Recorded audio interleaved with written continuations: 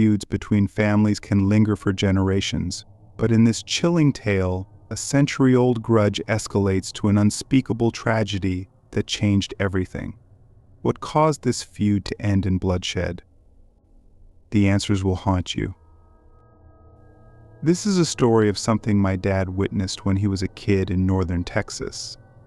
He was born and raised on his family's farm until he was drafted to fight in Vietnam. In that rural area, neighbors' farms were often over 5 miles apart, but the spirit of helpfulness meant that assistance was always a request away. However, there was one exception: the two landowners to the north of my dad's family farm had been at war with each other since the Civil War. One farmer, Samuel Johnson, was a loyal Democrat and slave owner, while the other, Josiah Campbell, was the patriarch of a recently arrived Yankee family and a staunch supporter of Abraham Lincoln. The Yankees were wealthy and had purchased a large plot of land that Johnson had long coveted. What began as a political disagreement soon became personal, and the war only deepened the divide. Upon the war's end and their return, the bitterness remained. A dispute over a property line in 1883 became the flashpoint that reignited their hostilities. Campbell fenced his 500-acre property to prevent Johnson's cattle from encroaching. This led to multiple confrontations and ultimately a court case, which Campbell won. If Campbell thought the court's ruling would end the feud, he was wrong. The rivalry persisted, fueled by further disputes. One incident nearly turned deadly when a stray bullet narrowly missed Josiah Campbell in his later years. While many believe Johnson or one of his sons was responsible, it was never proven. My family's involvement in this feud was minimal. Politically and financially, they were more aligned with the Johnsons, but they preferred to stay neutral. This neutrality lasted until June of 1962, when my dad and his father unwittingly became involved.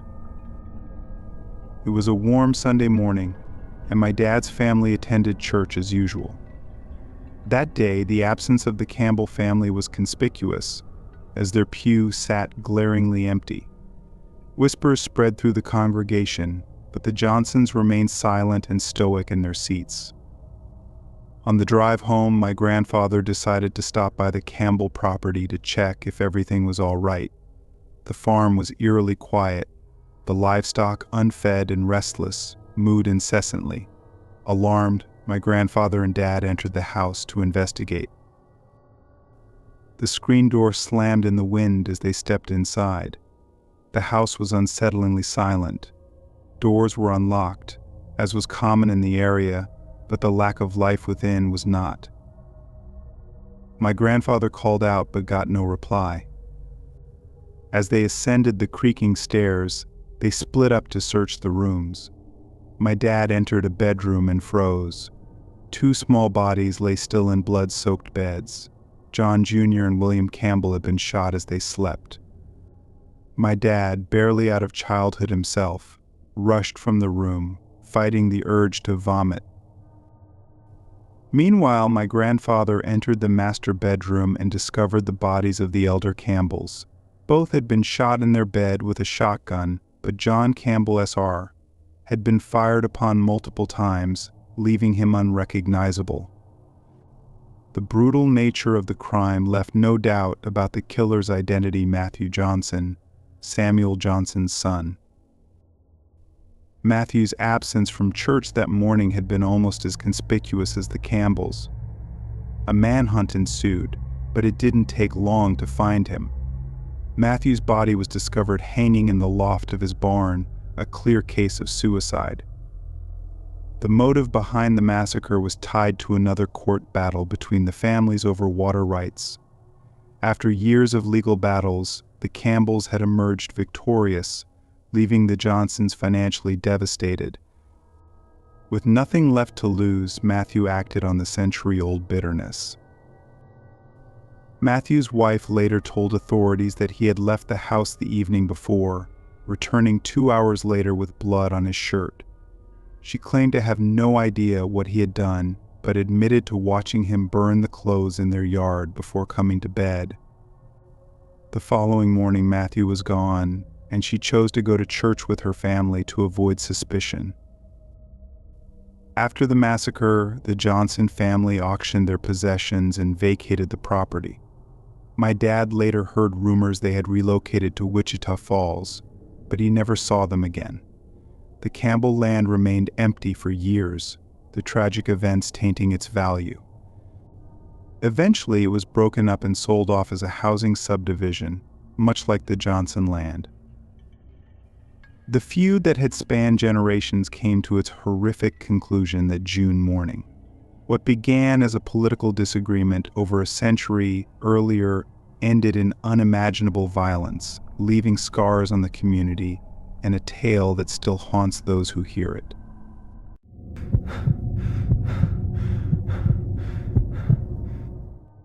Imagine finally finding happiness with the person of your dreams, only for a dark secret from their past to shatter everything. This is a tale of love, regret, and the terrifying cost of looking the other way. The whole sad mess started in May of 2011. I'd been living in a 2-bedroom house next to campus for 2 years, with no girlfriend and an aching loneliness. When Rachel moved in next door, I couldn't believe my luck. She was a tall, buxom redhead, my dream girl, though she was nearly 30 and 8 years older than me. Her 10-year-old son didn't faze me. In fact, I was just praying for a shot. We started with polite greetings. Hello, and how are you each morning? I did my utmost to hide how awkward and fumbling I was. Over time, our conversations became more personal, and I grew less nervous. Then, one day, she asked me out. I eagerly agreed. Though I was just a poor student, our first dinner date went well. As time passed, we grew closer. Her son turned out to be a cool kid, and we often played video games together. I took care not to act like a father figure, preferring to be more of a friend. Still, I couldn't help but wonder about his father. I assumed he might be dead and didn't ask, fearing it would dredge up painful memories. The truth, however, was far worse. Things escalated when her ex-husband arrived unannounced. I wasn't there the first time he showed up, but I woke one morning to the sound of yelling across the street. Peeking through my blinds, I saw him strike Rachel, hitting her head and body. My stomach churned. This was just the beginning. The abuse became routine. Her ex moved back in, and their fights grew louder and more violent. I knew what we had was over. I'd learned the hard way not to interfere in domestic arguments. Even if you try to be a hero, it rarely ends well. Rachel never asked for help, and I stayed silent. From that point on, she and I didn't speak. Occasionally our eyes would meet in passing. Her gaze was filled with regret and apology, but she never said a word. I'd watch helplessly as the abuse continued.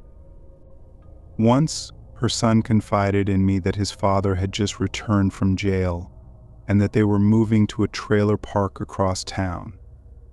I got the sense he wanted me to know what happened more than he wanted to say goodbye. I wished him well, and that was the last time I saw them. Despite everything, I couldn't shake the feeling that Rachel had been too good for me. She was a beautiful woman, confident and mature, while I was just a shy, awkward boy. But the brief time we spent together remains the best of my life. I've carried the loss with me ever since, hoping one day to find that kind of happiness again.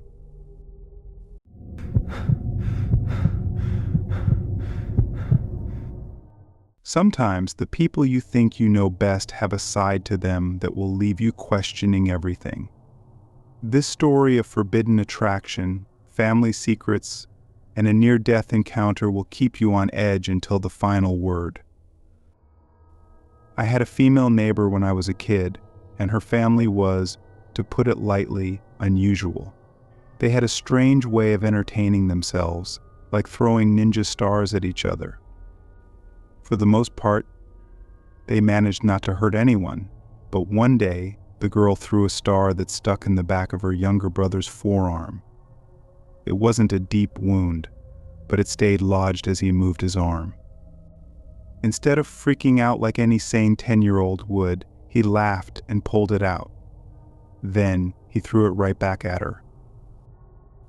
At the time, I thought their behavior was tied to their half-Japanese heritage, but as I grew older, I realized they were just reckless and frankly a bit crazy. Still, I spent a lot of time with them, and when I was 16, things between the girl and me took an unexpected turn. One day I was hanging out at their house and noticed for the first time that I was attracted to her. Before I knew it, we were wrestling around, and she pinned me to the ground. Then she kissed me. Things escalated quickly from there. Some days we'd just fool around, but other days it went much further. We thought we were being careful, keeping it all hidden. That is, until her older brother found out. How he discovered our secret, I'll never know. When he confronted me, I tried lying, but he saw right through me. Then I apologized profusely, but he didn't say a word.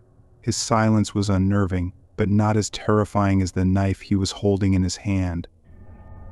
I was about 10 feet away from him, and my heart raced as I watched him carefully.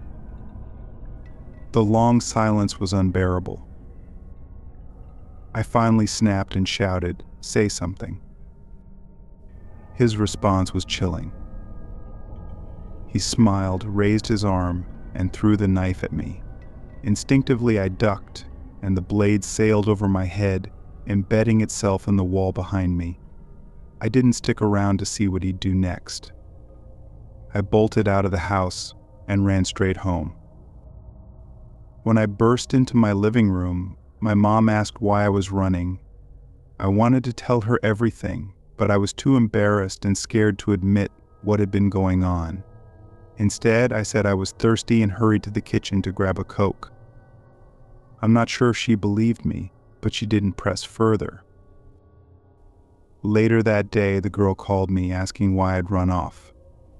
When I explained what happened, I hoped she'd be angry at her brother and stand up for me. Instead, she changed the subject and invited herself over to my house. I reluctantly agreed, but my feelings toward her were complicated. I was still shaken from nearly getting killed, and part of me resented her for not defending me. Despite my lingering fear, she had a way of making me forget everything else. When my mom stepped out for a bit, we seized the opportunity to be together. I swore to myself that I'd never set foot in her house again, and I stuck to that promise for the rest of the time I lived with my parents. College came soon after, and our relationship faded. I'd only see her during brief visits home for the holidays. During one Thanksgiving, I ran into her older brother. Even though years had passed, the memory of that day was still fresh in my mind. As I stood there, I couldn't shake the feeling that he might pull another knife out of nowhere. Thankfully, he didn't. Looking back, I'm not sure what drew me to her family in the first place. They were chaotic, unpredictable, and sometimes downright dangerous. But for better or worse, those experiences shaped a part of who I am today.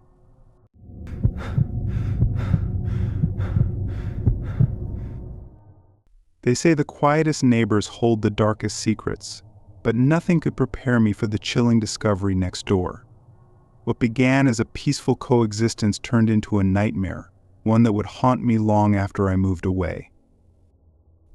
My next-door neighbor seemed perfect at first. She worked nights, rarely made a peep when she was home, and even her little dog was as quiet as its owner. It was an ideal setup, and after my first year in the complex, I was more than happy to renew my lease. She mentioned once that she had found a boyfriend and that things were going well. After that, I saw her even less, which suited my introverted nature just fine. However, things took a drastic turn a month into my second year. The quiet walls that once shielded me were now echoing with loud arguments. Her little dog barked incessantly, reacting as badly to the chaos as I did. I tried to ignore it for a few weeks, but the noise wore me down. Eventually, I banged on the wall in frustration. Surprisingly, that silenced them at least the first time. Every attempt after that was ignored. For over 3 months, their fights continued, occasionally interrupted by visits from the police. Then one day, she appeared at my door to apologize. She explained that when her boyfriend moved in, his behavior had changed. Their once happy relationship had devolved into a series of arguments, some of which turned physical. She confessed he had hit her, though she foolishly forgave him the first time, believing his promise that it wouldn't happen again. But it did, and she finally had the strength to kick him out. She hoped he would move on, but he didn't. One day he showed up at her door, begging her to take him back. When she refused, the police were called, and she filed a restraining order against him. That was a month ago, and life seemed to return to normal.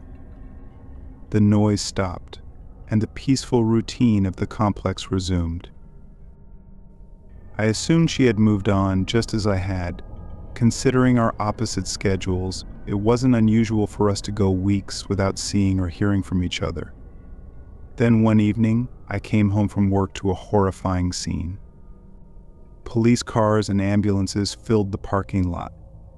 My section of the lot was cordoned off, forcing me to park elsewhere. As I walked toward my apartment, I noticed her door wide open with officers moving in and out. Alarmed, I approached the building, but an officer stopped me, informing me the area was closed off. I explained that I lived there, and he suggested I wait for a detective who would likely have questions for me. Minutes later, a man in a suit emerged and pulled me aside. He asked if I had seen or heard anything unusual. The weight of the moment grew unbearable, and I begged him to tell me what had happened. His voice was serious as he explained that my neighbor had been found dead in her apartment earlier that day. I was in complete shock. Before he could ask anything else, I blurted out her ex-boyfriend's name. The detective's demeanor confirmed that they suspected him too. He handed me his card and let me go. As I turned to leave, I stopped and asked, "What's going to happen to her dog?" The detective hesitated before answering, a sad look crossing his face. "The assailant appears to have killed the dog as well. I'm sorry." The needless cruelty of it all infuriated me. I walked away, muttering curses under my breath. The next morning, I read about the case in the local paper. It detailed how my neighbor had been late on her rent, prompting the landlord to issue a notice. When no response came, the manager visited her apartment, let herself in, and found the gruesome scene. The article confirmed that the police suspected her ex-boyfriend and believed he had fled the country, likely back to his home in Lebanon. With no other leads, the case went cold. I moved out of the complex not long after. For the remaining months of my lease, life there returned to business as usual, though it felt eerily hollow. New tenants moved in a noisy couple with a young child. While their constant racket annoyed me, I was just grateful the time to leave finally arrived. Today I live in a quieter community with older neighbors who barely make a sound. Yet, no matter how peaceful it gets, I doubt I'll ever have a neighbor as good as her. Every time I hear a loud bang or muffled voices through the walls, I think back to her and the tragedy that unfolded next door.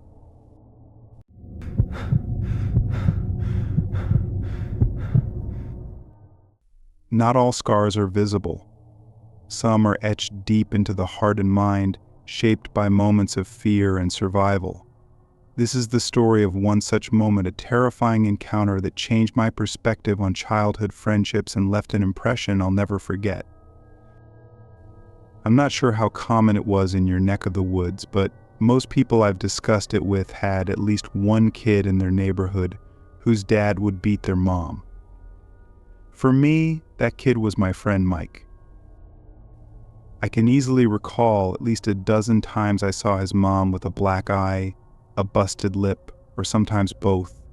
It was rare that Mike or his brother got knocked around, but when it did happen, the abuse usually came in the form of hard spanking or being whipped with a switch. I grew up in a rural area in the South during the 1980s. Back then, attitudes about abuse were very different. While some people were just starting to take it seriously, many still believed it was a private family matter. The old church folks in our community often quoted, "Spare the rod, spoil the child," and some even thought a woman wouldn't get hit unless she had said something she shouldn't have. That said, not everyone turned a blind eye. Many openly despised any form of abuse, and my parents were among them. Still, they allowed me to play at Mike's house. I'd occasionally see his dad, and at first he seemed nice enough. He was a quiet man who didn't exchange many words with me, so I didn't feel any reason to be afraid of him. However, I later realized my encounters with him were usually earlier in the day, before he'd had too many beers. Unfortunately, one evening I stayed too long and saw his true nature. Mike and I had been playing a game on his Nintendo. I can't remember which one, but I became so engrossed that I didn't notice the sun going down. Back then, the rule in my house was simple: I could go anywhere in the neighborhood, as long as I was back by dark. Cell phones weren't a thing yet, so my mom couldn't just call to remind me. When I realized how late it was, panic set in because I knew I was going to get in trouble. I quickly threw down the controller and said goodbye to Mike. As I got up to leave, the door suddenly flung open, and there stood Mike's dad blocking my path. "Where do you think you're going?" He slurred, his words thick with the telltale signs of alcohol. I respectfully told him I was late and needed to get home. I even called him Mr. Hughes, just as my parents had taught me to do when speaking to adults. But instead of letting me go, he sneered and called me a stupid little rat. I froze, confused and scared. I glanced at Mike, hoping for some kind of guidance, but the look of terror on his face only made things worse. I didn't know what to say, so I said nothing. I stood there, hoping this was some kind of cruel joke. "What's wrong with you? Cat got your tongue?" Mr. Hughes asked, swaying unsteadily as he glared at me. That's when I noticed the beer in his hand, and fear fully set in. If I could have shrunk down and disappeared, I would have. The stories I'd heard about how he acted when drunk flashed through my mind, and I was certain I was about to be punished for no reason. His glassy eyes darted around the room before landing on me again. "Well, if you're not going to talk, go outside and help your brother pick up the stuff out of the yard." The command was directed at me, but it made no sense. I wasn't his son. Mike, his real son, was sitting behind me on the floor, clearly within earshot. It seemed Mr. Hughes was so drunk that he mistook me for Mike, or maybe he was just seeing double. At that moment, I thought about correcting him, but then I realized this could be my way out. I nodded quickly and did as he said, heading outside without another word. But instead of stopping to help Mike's little brother, I bolted down the street, running as fast as I could until I reached my own house 3 doors away. When I got inside, I ran straight to my room and shut the door. I was lucky that night my parents didn't hear me sneak in. When they came to check on me later, they assumed I'd been home the whole time. As I lay in bed, I debated whether to tell them what had happened. In the end, I decided not to.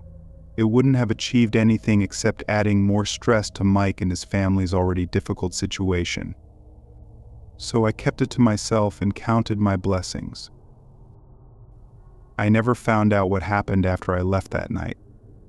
Mike never mentioned it, and I didn't ask, But the experience taught me an important lesson. I avoided going to his house altogether. At least I did until his parents finally divorced and his dad moved out.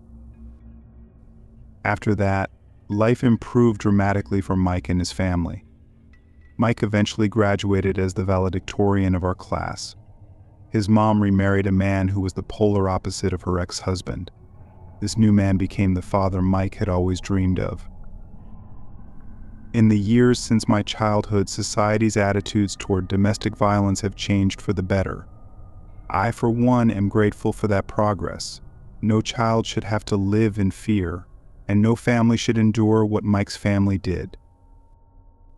As I raise my own son, I feel confident that he and his friends are less likely to encounter the same kind of situation I faced, and for that, I am deeply thankful.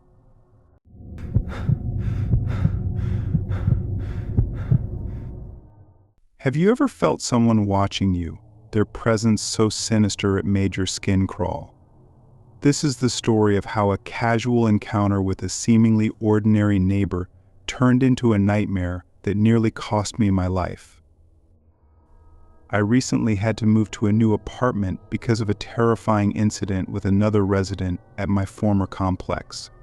He became obsessed with me to the point of attempting to kidnap me at knife point and end my life. He is currently on remand in jail and will remain there for at least the next few years.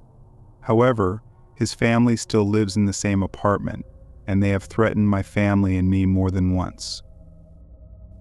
My mom decided it would be safer for us to leave. Last week, in the middle of the night, we packed everything we could fit into the car and slipped away.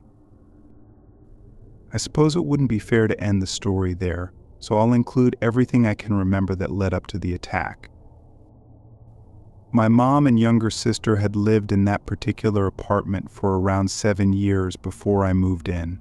I had been living with my dad in California since my parents' divorce. I liked living there and didn't want to leave my friends. The only real downside was that I rarely got to see my sister. We missed each other a lot, so I made the decision to move to Arizona to live with her and my mom. The day I arrived, I noticed a group of older boys, about 18 or 19, hanging out in front of their apartment. One of them sat under a tree, staring at me. There was something about the way he watched me that made me very uncomfortable. This was Brett, and he would be the boy who very nearly took my life.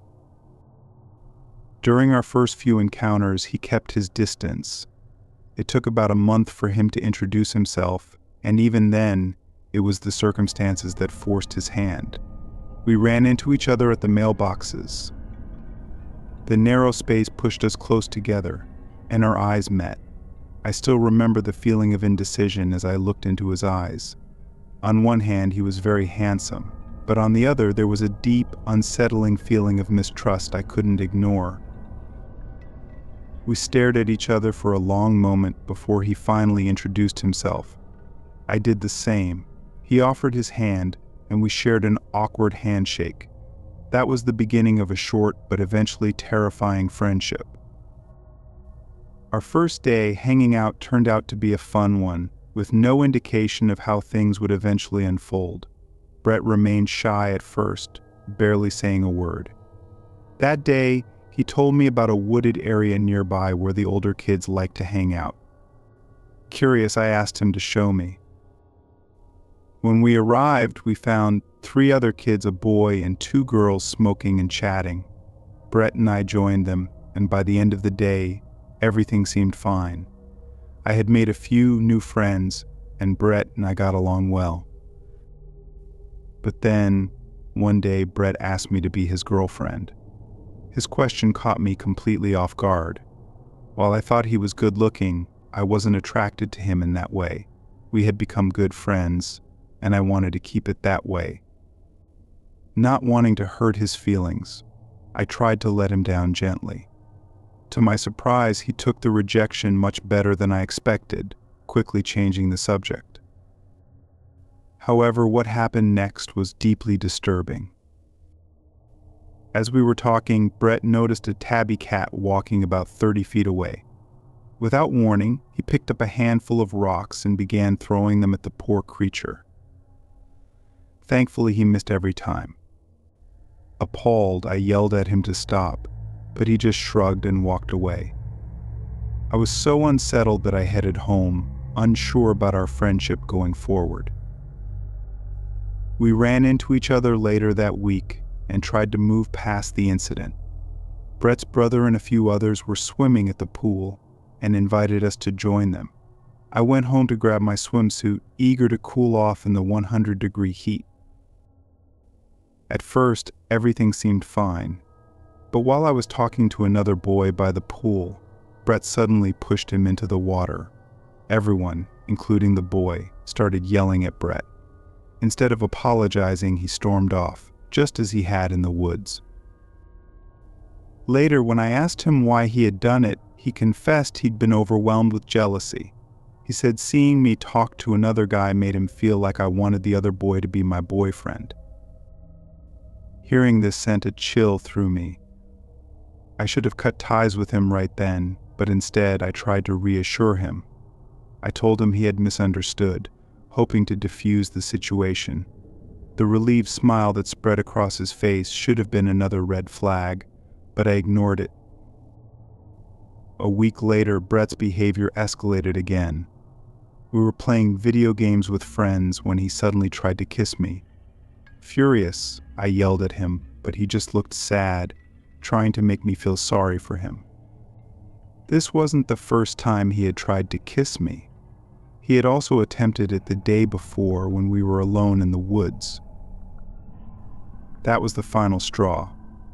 I told Brett off and left, determined never to speak to him again. But the next day he showed up at my door, acting as if nothing had happened. I slammed the door in his face, hoping he would get the message. Instead, the apology texts began. For a week straight, he flooded my phone with messages, begging for forgiveness. Finally, the texts stopped, and I thought it was over. But then, one evening as I was walking to the mailboxes, Brett stepped out from behind a wall and grabbed me. His hand clamped over my mouth before I could scream, and I felt the cold edge of a knife against my skin. He dragged me behind the wall, whispering that he just wanted to talk. I didn't believe him for a second. The knife told me otherwise. As he pressed the blade to my back, he guided me toward the woods where the older kids hung out. Along the way, he rambled about how much he loved me and how hurt he felt when I rejected him. When we reached the clearing, I saw a campfire burning. My stomach sank. This wasn't spontaneous, he had planned this. We sat on a log and he continued talking, tears streaming down his face. Then he said something chilling. He told me he had dreamed we would be together in death. When he raised the knife to wipe his tears, I saw my chance. I shoved him as hard as I could and ran. I sprinted toward the lights of the complex, screaming for help. My lungs burned and my legs felt like they were about to give out. Just as I thought I couldn't go any further, blinding lights flooded the area, and I ran straight into a man.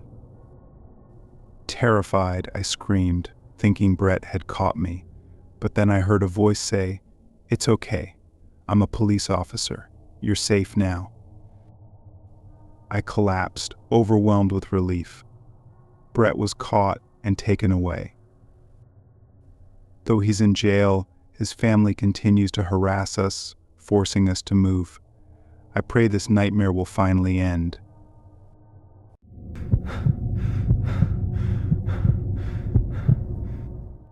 What started as a petty argument between neighbors over a dog turned into a terrifying encounter that nearly cost me my life.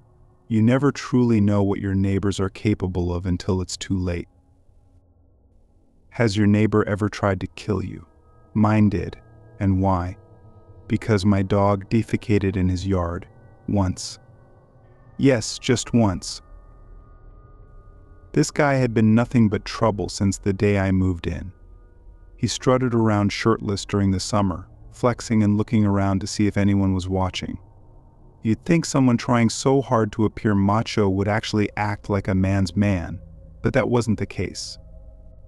Anything requiring real physical labor except lifting weights was done by his wife. She was maybe 110 pounds soaking wet, but she mowed the lawn, fixed things around the house, and even did maintenance on their ridiculous jacked-up truck with its obnoxiously loud exhaust. She had to use a stepladder just to get into the thing. At first I thought he might have bad allergies or some other reason for avoiding yard work, but no, it was just who he was. Once I realized he was all bark and no bite, any fear I had of him quickly faded. We never made small talk, but he wasn't on my radar until one quiet Sunday morning. I stepped outside to grab the paper, and my wife's little furry rat of a dog, who I'll admit is actually pretty cool, followed me out. Usually he behaves, but that morning he pranced off to the grassy area alongside the driveway to relieve himself. I didn't think much of it at the time. Occasionally he does his business there, and when I notice I grab a bag and pick it up. I don't even like dog feces in my yard, so I get it. After finding my paper, I headed back into the house, but out of the corner of my eye, I noticed the dog in the familiar stance. Figuring I'd have to clean it up, I grabbed a bag and went back out. From the time the dog did his thing to the time I returned with the bag, maybe 30 seconds had passed. Before I could reach the door, loud banging erupted. My neighbor was at it, pounding on my door and yelling. This wasn't a polite knock, it was an angry, aggressive racket at 7:30 in the morning. Everyone else in the house was still asleep, so the noise instantly set me off. Already annoyed, I opened the door to find him ranting about how my dog had just taken a huge one in his yard. I automatically told him to lower his voice, but he kept yelling, ignoring everything I said. I tried to explain what I was doing and even showed him the bag in my hand, but he continued his tirade. I pushed past him and went to pick up the mess. But when I found the pile, I saw that it was actually well within my own property line. That was the final straw. I was already angry, but now I was furious. I tossed the bag into a nearby trash can and turned to head back inside. The entire time, I swallowed my frustration and kept my cool, trying to avoid escalating the situation. But then, he crossed a line. He threatened to hurt the dog if it ever came into his yard again. That was something I couldn't let slide. While I might joke about the dog, my wife loves that little guy like he's her child, and I love my wife. Even if it was just a threat, I knew it would devastate her if she heard it. I got in his face and started yelling back, matching his energy. He made things worse by poking me in the chest with his finger. Reflexively, I pushed him away. He fell backward, landing on his rear with a stunned look on his face. Finally, he was silent. He seemed to get the point, so I turned and went back inside, thinking the confrontation was over. But it wasn't. Less than 2 minutes later, the banging resumed, this time even louder. By now, my wife was awake and asking what was going on. The dog, of course, was barking his head off, adding to the chaos. I stormed to the door, ready to end this nonsense once and for all. But when I yanked it open, I was met with something I never expected. He was standing there with a gun. Before I could react, he fired a shot. The bullet whizzed past my head, so close I could feel the air move. It struck the wall behind me, narrowly missing my wife. How he missed at such close range I'll never know, but I'm incredibly thankful he did. I slammed the door shut and braced for more shots, but none came. My wife had already called the cops, and I stood by, shaking with adrenaline as we waited for them to arrive. When the police showed up, we told them everything. They found the bullet lodged in the wall, and several neighbors confirmed they had heard gunfire. With the evidence stacked against him, they cuffed him and hauled him away. Later that day, his wife came over to apologize. She explained they were planning to move soon, not because of the incident, but because they couldn't afford the house anymore. She said they'd need all the money they could get to hire a lawyer after what had just happened. Less than a week later, they were gone. It wasn't long before a new family moved in. They've been fantastic neighbors, polite, quiet, and friendly. But even though everything worked out in the end, I'm still not sure it was worth almost getting killed.